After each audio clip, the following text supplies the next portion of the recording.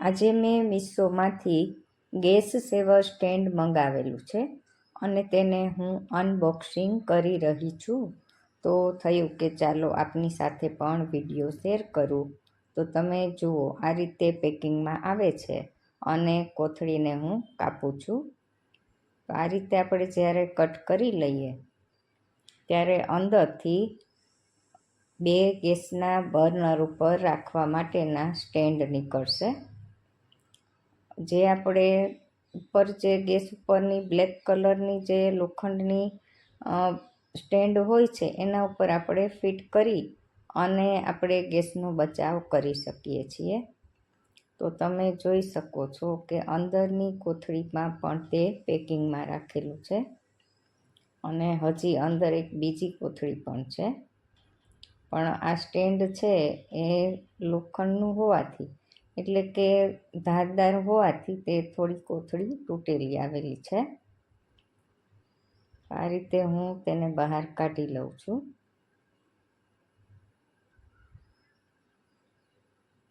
અને અંદર હજી પણ ત્રીજી એક કોથળીમાં તે પેકિંગ છે.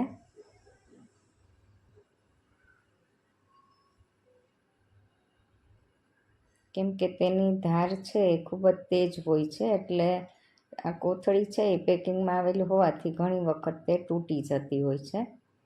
આ રીતે તમે જોઈ શકો છો કે આ રીતના બર્નર એટલે કે જાળી 2 આપેલી છે અને તેની અંદર ખાંચા પણ ઘણા બધા આપેલા છે, જેથી દરેકના સ્ટેન્ડ ઉપર તે સરસ રીતે ફિટ થઈ જાય.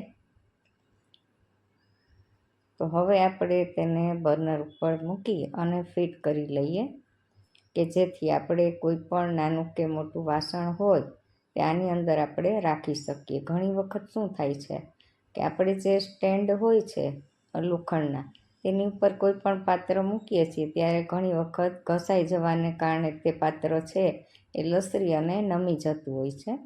તો આ રીતના આપણે સ્ટેન્ડ જ્યારે લગાવીએ છીએ ત્યારે એની ઉપર કોઈ પણ પાત્ર છે એ સરળતાથી રહી શકે છે. જુઓ, આ કુકર છે એને હું રાખું છું તો તે સરસ રીતે રહી જાય છે.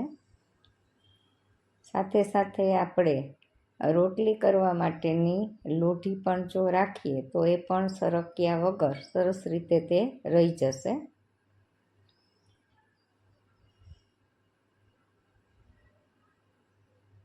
અને હવે આપણે ગેસ ઉપર જ્યારે ઢોસા કરતા હોઈએ છીએ તો ઢોસાની લોઢીમાં વચ્ચેનો ભાગ છે થોડો સીધા બર્નરની ઝાડ લાગવાને લીધે સહેજ ઊંચો થઈ જાય છે અને ઢોસા વચ્ચેના ભાગમાંથી ઘણી વખત બળી પણ જતા હોય છે. તો આ રીતનું જ્યારે સ્ટેન્ડ હોય ત્યારે આપણે ઢોસાને સરસ રીતે બનાવી શકીએ છીએ.